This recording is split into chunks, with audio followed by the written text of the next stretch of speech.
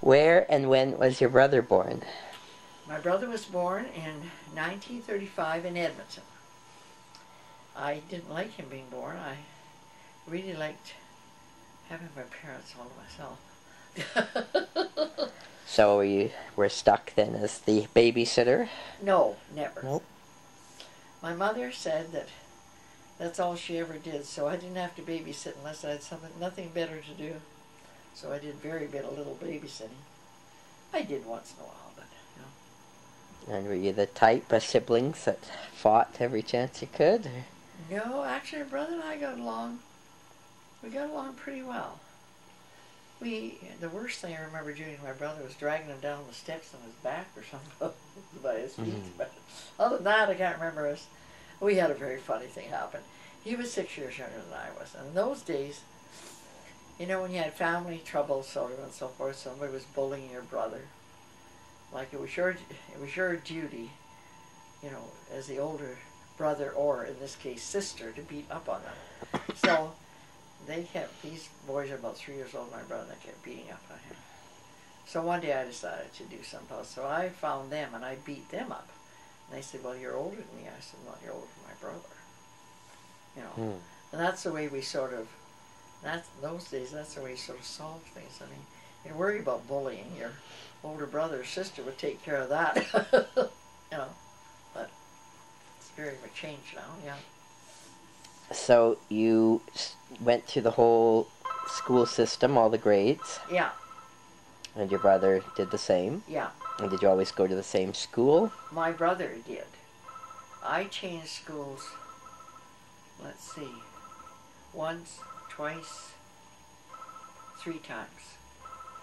But my brother never did. Is this all in Edmonton? Yeah. And except for the little part that I was in, Clearwater, yeah.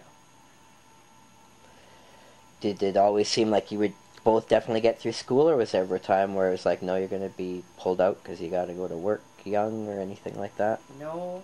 My mother particularly did what I would call quiet brainwashing. Like, I wouldn't have to work so hard if I had more education. Gee, I wish I hadn't quit school. And a few things like that. So there was always the thing there that no matter how poor we were or how badly things went, I was, and my brother, were always supposed to get an education. That was sort of a given. And I remember in grade 11 thinking, oh my God, I hate school. Oh. But what am I going to do? But that wasn't the worst part. I knew Mother would cry. So I definitely couldn't quit school. And and it was kind of disappointing in a way. I went into nursing and failed miserably. And that was kind of a bad thing. And, I felt really badly about that because even though I worked in nursing home and I always knew, you know, all the things about, you know, like bedpans and looking after people in a way, but when the responsibility was yours, it was kind of different, yeah. So I went from there to the telephone office, yeah. And then I went into university.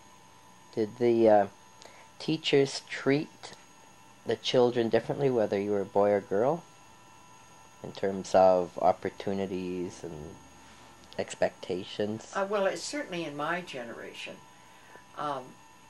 most of the girls did not go to university. I remember in the classroom once them saying, who thinks they're going to go to university? You know, hands went up. He said, only 10% of you will ever go. That probably was pretty close to it.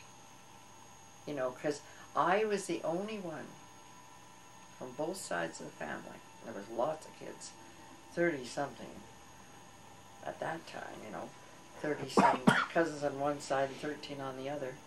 And for them, for whatever reason, the expectation was not to go to university or get a good education. You know, it just didn't seem to be that important. But my mother and dad were very different, yeah. Did the schools during the war years, did they do anything differently? We we had a very interesting teacher in grade 9. She was, we were doing social studies. And we used to have to, we had current events every morning. And every month you had to think up a way to put these things on this map. We all had a map every month. And maybe one month you'd use flags for this map, for dotting where all the, the war things were and all the current events. And then maybe next month you'd use a triangle or something, or you'd get something that was unique for that month. And it made you very aware of current events and, things like that. So I think during the war, you were certainly more conscious of where different places were and what was sort of going on. But at that time, Terry, we had very bad communication. I mean, we would go to there was something on the radio once in a while, but, you'd go to the local theater and you'd get world news. We'd have this reel with this world news, and then that'd sort of be it. Like you had rationing. We were rationed with sugar and butter and liquor and a lot of other things. I had ration books, rationed gas for our car, and one of the funniest things was, which I always laugh at, we had no elastic. So these poor women of that time, or even young girls of that time, we had no elastic for our panties, and we used to have buttons, and buttons sometimes pop, and so it was we had no nylons, we had no pantyhose, we had no bananas, we had no fruit and stuff like that. So it was quite different that way, yeah. And they had kind of funny things too, like they had what they called Wartime Prices and Trade Board, and you could not, unlike today, you could not raise the rent on your house. So we rented a house. We had a house that was rented. And during the 6 years during the war, they could not raise the price on the house. Yeah. If somebody would have asked you when you were about 10 years old, what are you going to be when you grow up? I don't know. I don't think I was very motivated that time. At that time I was into horses. I think I wanted, at 10 years old, I wanted to be a cowgirl or something, what I mean, yeah. Yeah, it wasn't until I got a little bit older that I sort of focused on, on nursing and that sort of thing, yeah. When you were younger, how often did you or your family, say, go to activities like dances or movies, theater? Went to very few theaters. My mother and dad went to a few dances and went out with their friends and things like that, but we didn't do much. If I went to a movie, it would be with my friends. I spent a lot of time with my mother and dad, like at the lake. I spent a lot of time with them. We went out to visit my grandparents. That's the time that I really spent, in church, that sort of thing. The lake and church and my grandparents. That was the 3 areas where I spent a lot of time with my folks, yeah. Do you remember the very first friend you ever had? Yeah. I suppose I remember some grade 2 and 3 that I had, but my very best friend was in grade 5, and her name was Mert. And I adored her, and I made the mistake of just having Mert for a friend. Her parents, her mother really, took great pleasure in beating her all the time. So any time that Mert and I got in trouble, I would always take blame, because my parents believed what I said, and I would never got in trouble, because I didn't actually get in trouble. I mean, I wasn't a perfect child, but I didn't do things like a lot of stealing or any of that, So of course, at mother hated me because she thought that I always let her darling daughter stray, which wasn't true. I just took all the blame because my parents weren't into beating me and her mother was. Well, when I got in grade 9, we had been such good buddies. Grade 5, 6, 7, 8. And now we're going into our 5th year of this wonderful friendship. And in grade 9, in those days, they had the desks screwed to the floor, and you had 2 people to a desk. Well, God, I got put with Mert on this desk. Well, that was the year she decided to give me up completely. Give me the gate as far as friendship was concerned. So I had to sit with her. And I went over to the teacher and I said, "Can't I move away from Mert?" "Oh no, you can't move."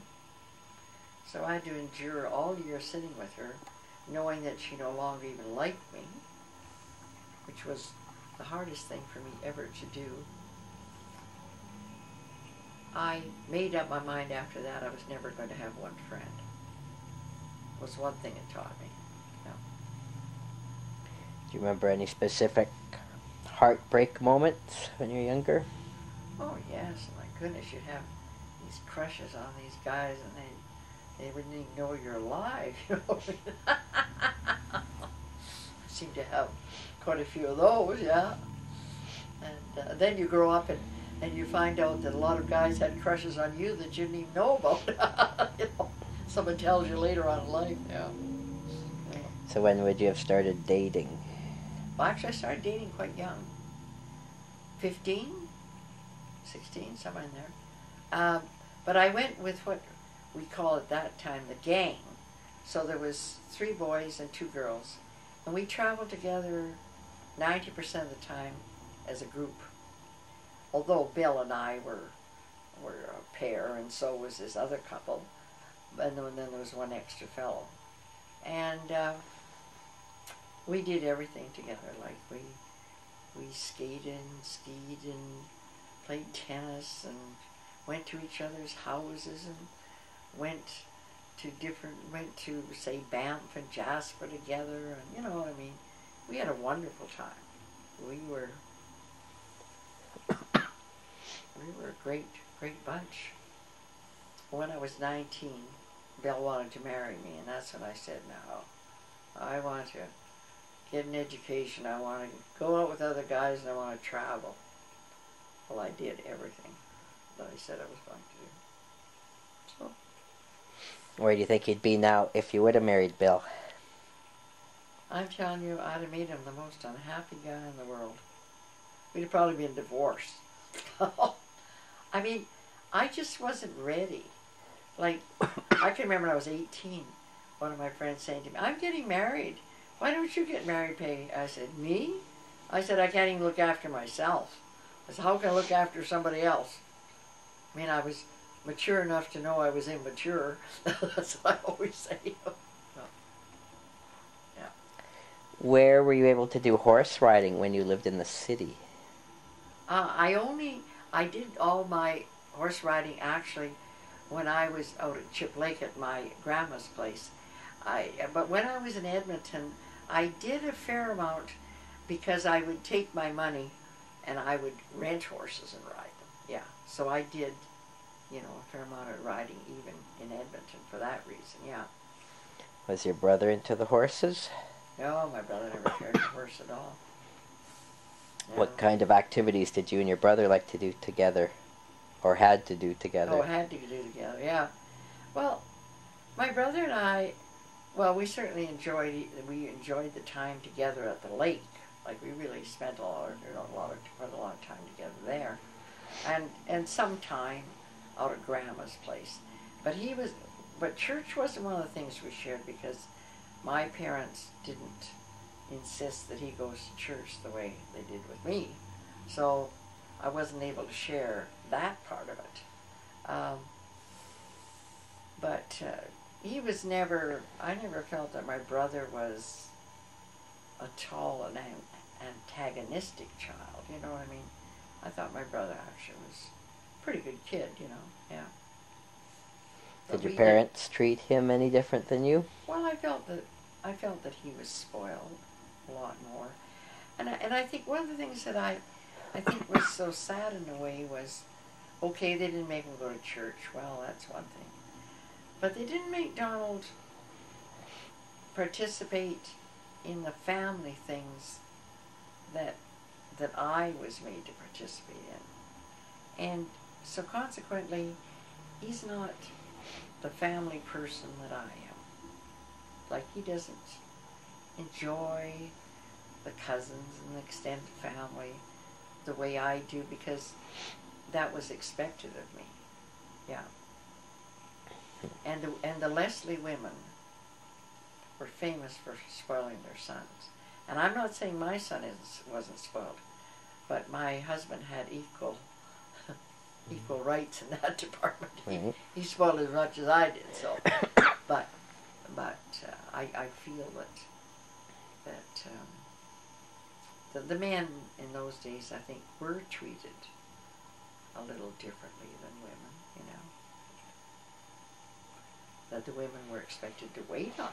Like, if you were a sister, you were expected to wait on your brother. How close were you to your grandparents? My mother's mother, I adored. I didn't really care much for my grandfather. He was always so cranky. Now, when I look back as an older person, I realized that if you had arthritis and you had asthma, that probably you didn't feel too well most of the time, so maybe that was the reason you were grumpy. But as a child, you found it very irritating, very upsetting, you know. Yeah. So I was very close to him. Like, I had no grandfather on my dad's side. I really liked my dad's mother, my grandmother. She was very different. She was the one that was the nurse. She was the one that was really the character. I remember living with her, and it seemed to me that she swore all day and prayed all night, you know what I mean? But she was really lovely to me, and I really liked her as a grandmother. But I didn't spend the same amount of time, because she also had a nursing home for years. So it wasn't the sort of place that you went and sort of visited as much, because, you know, she's busy with this and busy with that. And, you know what I mean? It was an entirely different thing than the other grandmother who lived out in the boonies there. She had lots of time for me, you know. Yeah. Which of your parents were you closer to? I was always closer to my mother until she died at 46, which was a really big blow. Because my mother and we're sort of like Leslie and Bonney are. I mean, I don't think they ever quarrel. My mother and I never quarreled, or I wouldn't say never, but if we ever got a little confrontation, she would phone me at work and say, "Peggy, I'm really sorry about that." So we always had what I call a clean slate. There was nothing that I ever really said to my mother, or my mother ever said to me, that after her death that I felt badly about. We were more like sisters in many ways. We loved to do the same things. We swam together, and we talked and went to church together, and we did a lot of things together. We were exactly the same size, even 5'6", wore the same shoes. I could wear her clothes, she could wear mine, which was, you know, kind of nice, kind of awful for Mother, because I was always stealing her stockings and wearing them when she got them back. They were usually in runs, but, you know, other than that, it was good, you know. So we were close in that way. But after Mother died, I got to know my dad better, and he really was a very nice person, yeah. And he remarried then, and that was good, because there was someone to look after me. He could hardly boil water on his own, so, you know, it was pretty hard. Yeah. What year was that? My mother died in 52. Yeah.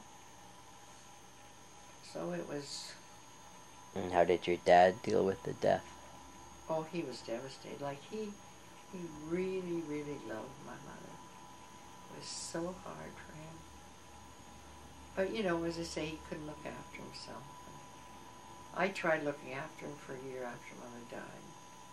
I found it very difficult. I went to Bermuda, left him high and dry, but he was going with Flath, his second wife by this time, so I felt it was a good thing to leave, to let them get a relationship going, you know, because he was always so concerned about me, and I was always so concerned about him. Yeah, my brother lived at home then, and he went in the Air Force then, yeah. How long did your family have the nursing home? About in all about 7 years, yeah. And what did your dad do after that? Well, let me see. After we had the nursing home, my dad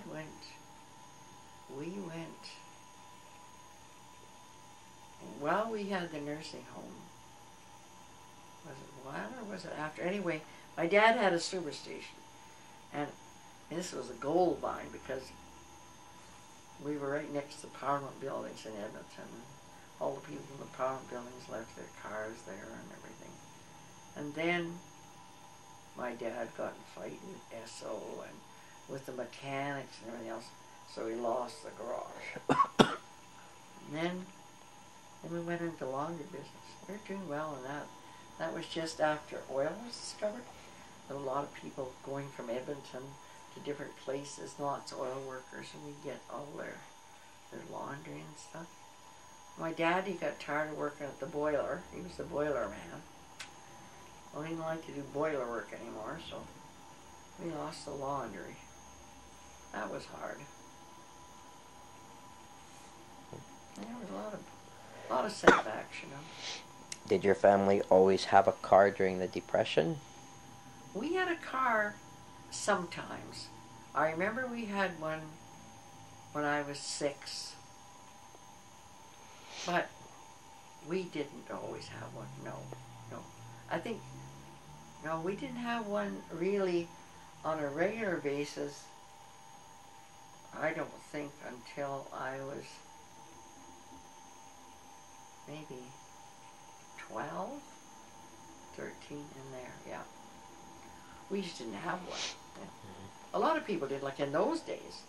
People drove their cars only in the summer. They put their car up on blocks for the winter. Took the tires off. Nearly every house you go by would have the cars up on blocks. That was the way they did it. They took the bus in the winter.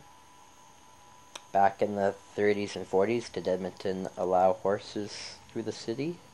Yeah, there were horses. It was, I would say, it was into the, because certainly when my dad had the service station, there were horses. So that would have been in 1946.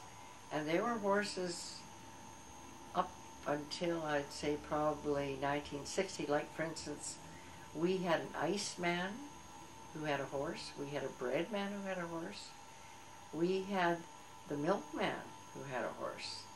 And I would think that they were up till maybe about, maybe mid-50s, maybe 60.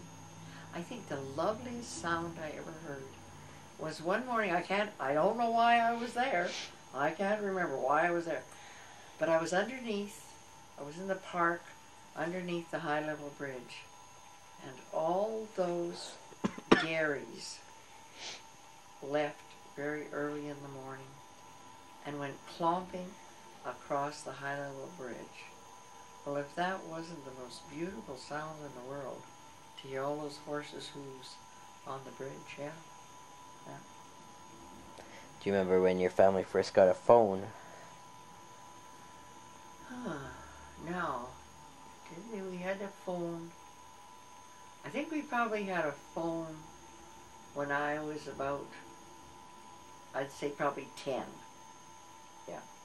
I don't know whether we had one before. I can't remember, but I know we had one for that time. Yeah. I remember the number, 33069. And did the family always have a radio? We didn't, well, we had radios around, not too much. We didn't have a radio in the car because my parents liked to sing in the car, so we didn't have a radio in the car.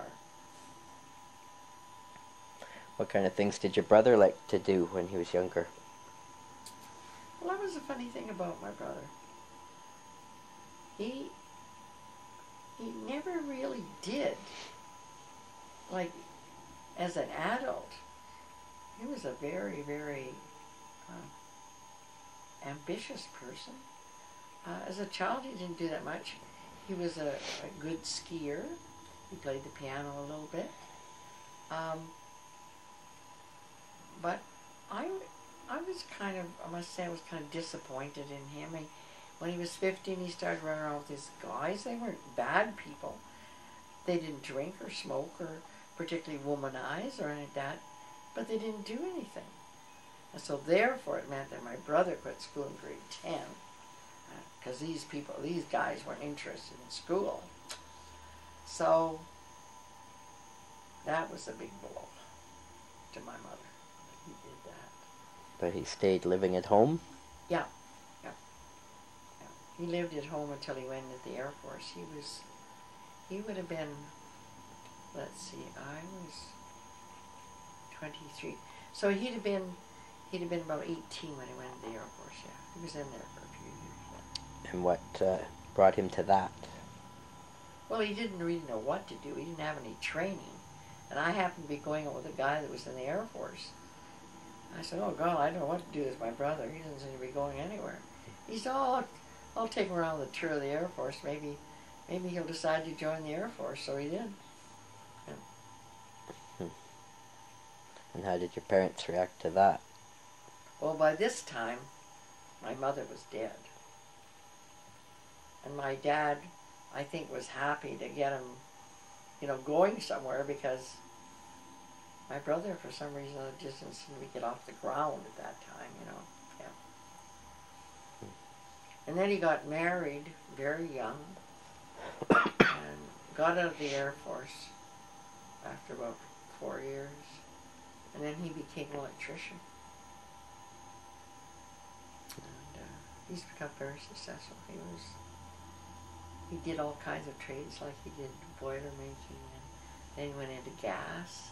He was a gas inspector for the city of Vancouver. Then retired at 65. He's 73 now and he's still teaching school. He goes to one of the colleges and teaches gas installation and that sort of thing. Yeah. So he's been actually very, very successful. He was always much more intelligent than I was. He just never directed it as well as I did, I suppose. Yeah. Did either of you have any jobs while you were still in school? Oh yeah, I caddied one summer. I was 14. Then when I was 15, my dad had the service station. When I was 16 or 17, I probably was at the service station for 2 summers. Then when I was 16 or 17, I worked the summer or about 6 weeks this summer. Worked in a laundromat. It's really something else. Worked at a cafe. Yeah, worked a lot of places. I worked a lot as a child. Yeah. Was this always just to make money for yourself, or did you ever give to your parents to help out? Well, I felt at one point I sort of helped my parents out when they were going to go into the laundry. I helped them out then. But the rest of it I sort of spent on myself, yeah. My brother worked, I think he was about 16 when he worked at a packing plant. Oh, and he came out to the lake. He'd been working hard all day and he was hot and he dived into the water and he thought he was having a heart attack. It was awful. But it wasn't a heart attack, it was just some sort of little spasm from going from being too hot to too cold, Mm-hmm. How long did you stay at home? Stayed at home till I was 24. You see, Mother died when I was 23, so I kept house for my brother and my father for a year, which was very difficult because my mother spoiled me completely. I knew nothing about keeping house, believe me. And neither did my father, and neither did my brother. She did a really good job of spoiling all three of us, which when you had to go out on your own was pretty bad. Anyway, so that's how come I stayed home, yeah. And then I went to Bermuda, yeah. When I was 24, yeah. On a trip or to... No, I went there to work. I taught school there. Works in a drugstore, yeah. The only reason I went was a girlfriend of mine who's a pharmacist had a job in Bermuda and she wanted me to go with her. I said, sounds like a plan. So then she decided to marry Charlie, this wild Irishman. She should have went to Bermuda, believe me. Anyway, I was working at the telephone office part-time and met this girl named Teresa, and she'd just gone through a very bad love affair.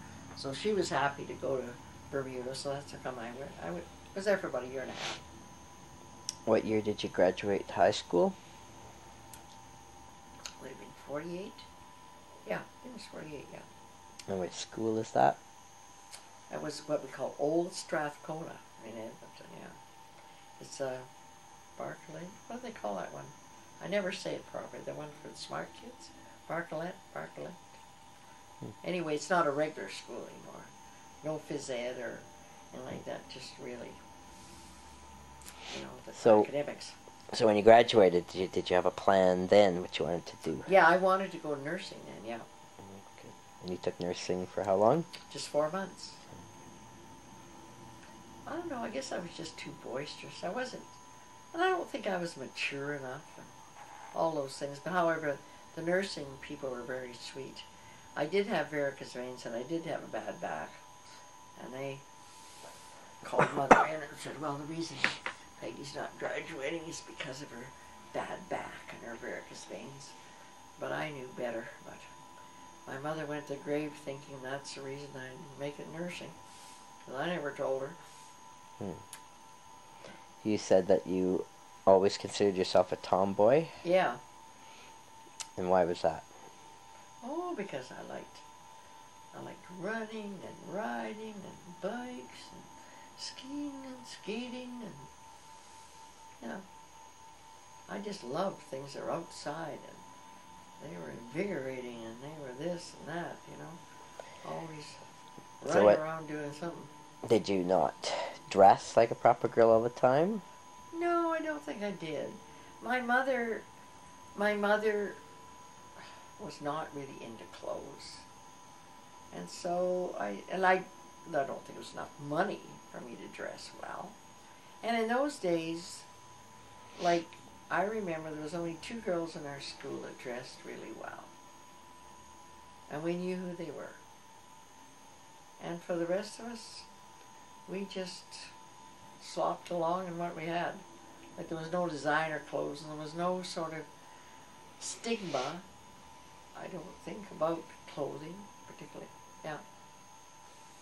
And so, I certainly wore the dresses and that thing, which was what people did at that time, but I couldn't wait to get into my jeans or something. I don't know, I didn't sort of had just slacks, then couldn't wait to get into those and start running around, yeah. Did your parents ever sort of try to push you towards any specific guys? I think my mother was pleased with certain fellows that I went out with. But I was really, although, I'm not saying I didn't like guys, gosh, I did. I was really, really more interested in getting an education than I was. Because in my family, because of all the insecurity we had because of Dad, getting an education and having something under my belt was really important. That was more important than my social life, more important than anything, yeah. So what did you do right after the nursing? I was off work for a couple of weeks, and then I went and took a test for being a long-distance operator. And I got that job, and I worked at that for about a year and a half, something like that. And then the Alberta government, a social credit government, said that they were having all these baby boomer kids, and if you're willing to go to university for 2 years and take education, they would pay for it. No tuition fee. Aha. Well, living in Edmonton, my parents having no money, wow, this was a chance of a lifetime. So I took it. So I went to university, became a teacher. And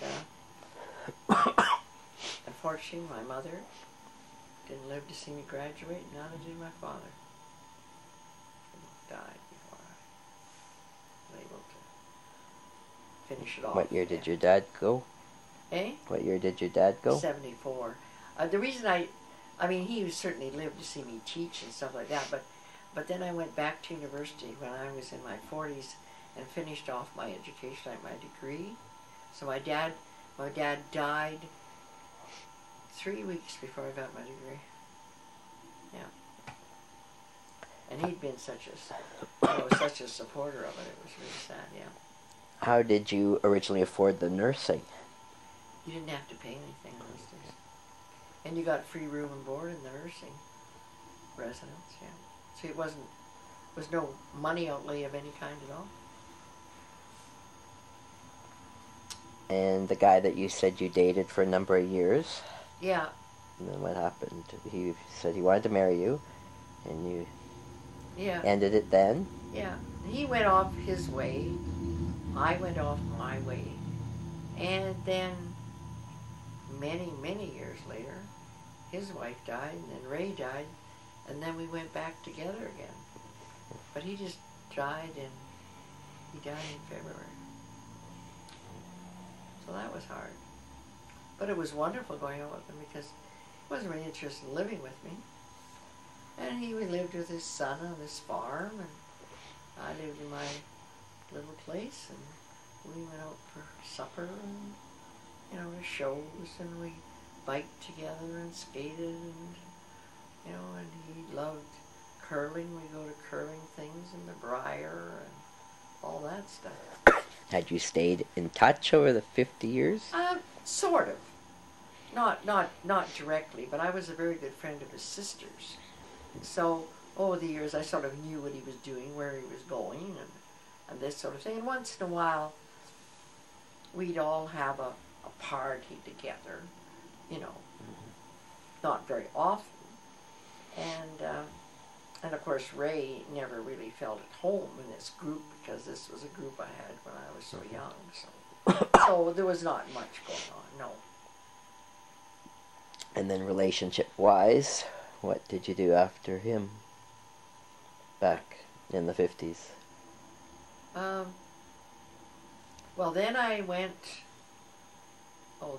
to university. I had a boyfriend there named Bill, and I really liked him, but I don't know, he just didn't seem to think, which probably rightly. He didn't really think I was very good marriage material. And he went his way and married somebody else.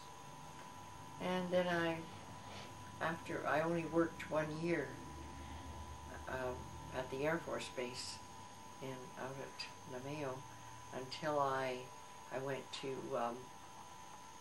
Bermuda, yeah. And how did the Bermuda opportunity come up? Well, that was because of my girlfriend, who was the pharmacist, wanting to go to Bermuda. Well, I had a heck of a time. I couldn't get a job right away, so I worked at the drugstore. And then I finally got a job. So it was good. I enjoyed it. But oh, what a difference between there and Canada. Oh, my God, we had no money at all. And didn't have good guidebooks, didn't have anything. I was only in my second year of teaching. I was just floundering around. And I worked with women, for the most part, who were English, who never had guidebooks, who never had this, who just, you know, sort of taught, you know, off the top of their head. They did so well. And I didn't feel that I did particularly well because I didn't know so much what I was doing as they did, you know. And, but, you know, I enjoyed it, and it was very different. We had no heat in the school. My God, it got cold in the wintertime. Oh, and then our principal, which we called the headmaster, was just a young guy himself. He was about 26, named Bert. Well, when he did up the budget, he forgot to include paper, of all things. So we were, I'd say, the original recyclers. He had a friend who worked in the business office. So one day, we had our science on the back of a pink sheet of paper, the next day on a green, next day on a blue, next day on a yellow. Like we only had scribblers for language arts and for handwriting, like science, social studies, that sort of thing, all went on these strange pieces of paper. But we managed somehow. So did you have to come back, or you were there just for... I decided to come back. I decided that I didn't. It's a funny thing. Bermuda was such an enchanted place. It was, you know, completely surrounded by water and so. But 22 miles long and 4 miles wide, yuck. Got claustrophobia, practically. You know, I just couldn't stand driving around the same little spots all the time. So I decided to come back then, yeah. And it was shortly after I came back that I met Ray, yeah. And where did you meet him? To my father. My father and him were in the same business. In those days, making what they call sweeping compound. That was sort of like sawdust with wintergreen in it, maybe some other stuff. And then he used to put it on wooden floors and then sweep it up, and it would make the floors nice. And both my dad and Ray were in that business, so they knew each other. Yeah. And so you started to date? Yeah. And what was it that attracted you to him? Just because he seemed like such a capable guy and always kind of wanted to take care of me. Because at that point I wanted to be taken care of. Yeah. We did, you know, we seemed to really get along well and everything. And, so what year did you meet? Met in 55. We were married in 56. We both went out to Devon to work. We didn't live together. I lived with my friends from school. He lived somewhere else in Devon. So we were in Devon together for a year. Yeah. What would you say was the difference between Raymond and Bill? Well, Bill was very quiet, you know. And Ray was kind of a take charge guy. And Bill never was, you know. And in the end with Bill, I don't know what it was. Like I just, there just wasn't any physical attraction. Like, I just wasn't there, for whatever reason. It wasn't there when I went back with him either. But by this time, I was in my 60s, and we were just the best of friends. It was just sort of different, yeah.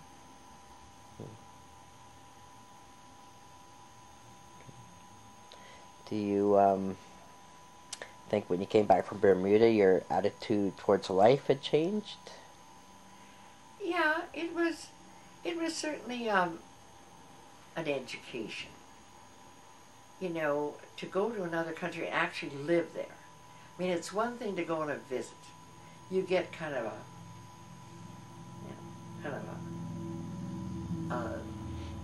unrealistic picture. But you live there and you learn how those people really lived. You understood their problems, and you understood many of the things that they did that were so different to what they did in Canada. And And it was just so interesting. For instance, this fellow had a, what they call a Bermuda gas company. And they supplied the natural gas for Bermuda. There was another company, I don't know what his name was. But if Mrs. Brown would phone the Bermuda gas company and say she wanted to open an account, they'd say, what is your name? Oh, my name is so-and-so Brown. Oh, and they'd say, just hold the line a minute, please. And they'd phone the other gas company. They'd say, has this Brown person got a big outstanding bill with you? This other company would say, yeah. Okay. They'd tell Mrs. Brown, go back to your other gas company. You know what I mean? Like they really looked after each other. Like they didn't want to have, they didn't want to have somebody else be a bad customer. But it wasn't only that, but I mean, in a way they helped them because she would have probably gone to the Bermuda gas company, ran up a whole bill there, and now she'd have two bills. Well, this way she only had one. And that company had a better likelihood of collecting the money, yeah. So that was different. And you mostly ran around on motorcycles. I had a motorcycle. Yeah, it was good. Very, very different. About big English Bermudian population. Quite a number of Portuguese. The Portuguese were brought over from the Azores to be gardeners for the English Bermudians. And there was a big percentage of colored people. And I found out that colored people were not all brothers, that colored people did not like the low-class colored any better than the white people do. You know what I mean? Yeah, somehow on TV you get the impression that, they're all loving one another unconditionally. It's not true. Yeah. So it was interesting. Mm-hmm. So you come back and you meet Raymond, and did you know right away he was the one? Yeah, I think so. Yeah, we seem to really care about one another, and it's a very funny thing. We actually double dated with my father and his wife. I don't think that anybody else has ever double dated with their parents, but I did. Ray and I did, and so that was good. Yeah. Do you remember first meeting Raymond's parents? Terry, I don't think I met them till the wedding. I don't think maybe I'm wrong, but I can't remember making a trip down there to see them. I wrote to Ray's mother. I have all kinds of letters that I wrote to her that I have. And, but, I liked them right away. I met, I didn't know Alex, I knew of her. And Paul, where was Paul when? Paul was here. And Willie was here too. So I don't think I met any of them till the wedding. What qualities do you think Raymond liked about you? Well, I think he liked me because I, for the most part, had a sort of a happy attitude. And I think he liked the fact that I had a good job. I think that was important to him. And what else? Well, I don't know. That's about anything I can think about that maybe he would have liked about me. I was, let's say, good company. I think fun to be with. That's what I think I was supportive of him. Yeah. And had you wanted children right away? Yes, I wanted children. I had a very funny thing happen when I was in Bermuda.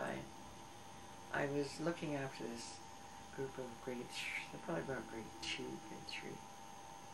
And we were going to see Princess Margaret. She was coming to town, to Bermuda. And this one woman wrote me and said, would I look after Penny? Make sure I looked after Penny and put her on the bus. So we all went to see the Queen, see the princess. We hardly saw her because always all this white glove. It had turned quite cold. And I had on this huge raincoat. And Penny was so cold. I said, okay, Penny, come on in here and get inside my raincoat. So I stood with her inside my raincoat. Well, then I knew I wanted children. Penny was the turning point in my life. So when I married, I knew I wanted children. Yeah. Did you stay in touch with any of those people from Bermuda? Yeah, I did. I still keep in touch with one of the girls. Well, in fact, two of them that I was acquainted with. Yeah, yeah. We write each other every Christmas, and yeah. And your first child was born when? End of December. Yeah. And how much did that change your lifestyle? Completely. I mean, you know, people don't know. Oh, I didn't know. Like, you don't know what you're getting into when you have a child. It's 24/7. You might love them to death, but it's a wearing, caring process. Yeah. And you don't have the flexibility to go somewhere the same way, because you have to make sure you look after them.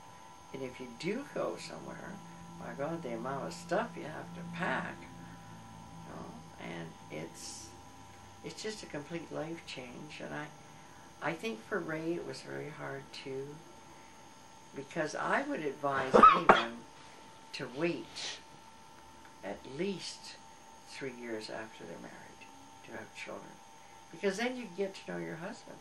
Like, you hardly know your husband, and here you have this child. And I would say with the first one that Ray was quite so jealous of the time that I had to spend with Robin and not spend with him, you know. And so that's the reason I say that I think it would have been a good thing to wait. But in those days, in my day, like, you had children the first year. I mean, that was an expectation. Yeah. So as you had your children, did you ever become like a house mom, or did you get back to work? Oh, I worked most of the time. I took about 3 years off with my children. I had live-in housekeepers. I had people that came to the house for the day and that sort of thing. My children were never in daycare. Yeah. And looking back, is that the way you did the right thing? Well, you always have a few regrets, but I feel that my children don't love me any the less for not spending maybe as much time with them as I should have or could have, I suppose. But one thing about the whole situation that was quite good was the fact that Ray was very supportive. I mean, he cooked a lot, he shopped, you know, he helped around the house a bit, he did the yard work, you know what I mean? Like, I never had those sort of things ever to worry about. Because I never did any of the cooking. I didn't do any of the yard work. I didn't do any of the shopping, that sort of thing. So, in many ways, because of the kind of person Ray was, it freed me up a bit more for, you know, being a mother. And of course, with teaching, I was off 2 months with them every year, and 2 weeks at Christmas, and long weekends and everything. So, you know, I did spend quite a bit of time with them, yeah. Were you always career-driven at that point, or had you ever thought maybe I should just stay home? Stay home. Yeah. Yeah, but you know, the problem with staying home, Terry, is if you got money, it's not bad. But if you're staying home and you have no car and you have no money, you can't go to the Y with your kids, you can't go to the park unless somebody picks you up and takes you. You can't do anything for them and you can't do anything for yourself because you don't have the transportation and you don't have the money. And it's hard, you know. And Ray was going through for apprentice for his refrigeration, and we just didn't have very much money. We just simply didn't. And even with working, at that time, I earned a whole $200 a month, and I had to pay 80 of it to my babysitter for the month. And you know, it just wasn't financially that easy. And I suppose I could have stayed home, maybe, but I don't think that it was quite possible, because they say Ray was apprenticing, and I felt better teaching. I must admit, as a mother, the four walls kind of closed in around me. Did you have I love my children, but, yeah. Did you have one particular babysitter that, you know, kind of helped grow the kids up, or did you go through a whole bunch? I didn't have any for more than 1 year. There was one I thought was particularly good. She was from Nova Scotia. She was about 56 years old, and she had been a babysitter for years and years and years. She'd left her husband, and that's what she did. She babysat, and she had a son that lived in town. That was when we lived in Calgary, and she would spend the whole 5 days with us and then go the weekend with her son. So none of the housekeepers ever worked on the weekend. It was always just 5 days. Yeah. And so did they were just at the house during work hours, or did they live at the house? They lived at the house. They had we lived in a house that had an extra bedroom. It was a split level, so it was good. Like, you came on the ground floor, and there was a bathroom down there and a bedroom and a rumpus room. And then you went up one floor, and that was kitchen, dining room, living room. And then you went up another few stairs, and that was the bedrooms. Yeah. So it was well laid out for a housekeeper, because she had her, she had that whole one floor, with the exception of the rumpus room, which the kids sometimes went down to. She had it all to herself, so it was good, yeah. That part of it was good. Did you find that Raymond and you had sort of a similar outlook on life, or were you different from each other?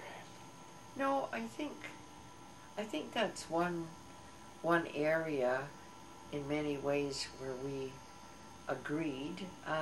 The only thing we really found hard, Terry, was Ray was much more of a disciplinarian than I was, because I had not been, and I realize, that he did, the right things in many, many times. I really do. But at the time it was hard for me, because I'd been raised in a household where you did not criticize, you did not raise your voice, you did not condemn, you never called anyone stupid or anything. And yet he was raised with all that. And that's what I found the hardest, was to kind of get the children so. And he'd say to me, well, you're too lenient, you're too da-da-da-da, and I was. And I think it was only Ray's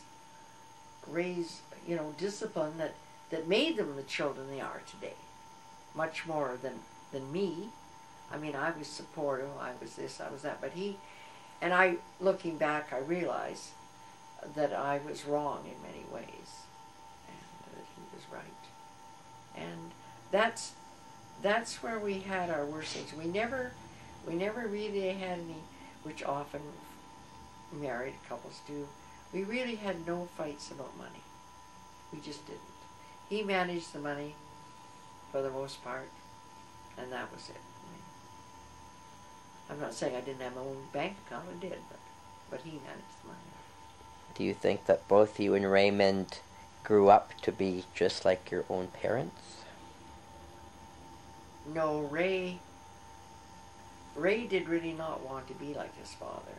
He tried very hard to be very different from his father. I didn't try to be different from my parents because I thought my parents were wonderful. Except that, to say my father's inability to provide. But other than that, Mm-hmm. And do you remember your first thoughts and reaction when your first child was born? I was saying, my God, I have this child. I thought I knew something about it, and I know nothing. It was a shock. I mean, I think every mother goes into parenthood thinking that she actually knows something. And I'm certainly men do too.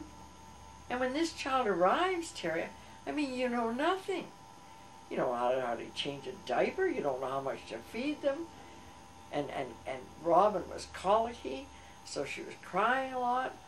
Oh, I mean, I was overwhelmed. I mean, on one level, there's the love and there's the concern and part of you and everything. But on the other level, it's, my God, I know nothing. I know nothing. I think that was, and I've talked to so many women who say that too. They say, oh God, I was so stupid. And you somehow, you do the best you can, you blunder through it, and, that's it. And, Had Raymond wanted the whole family life and everything? yeah, I think Ray was a good father in that he provided and things like that. But he was like many other men of his generation. When the children were small, like, he really didn't know what to do with them. If you know what I mean. Like, it's very difficult, I think, for for them to manage them or something like that. Once they got a little older, like once they say got about 6, in there, then he could do things with them or for them. But he helped a lot in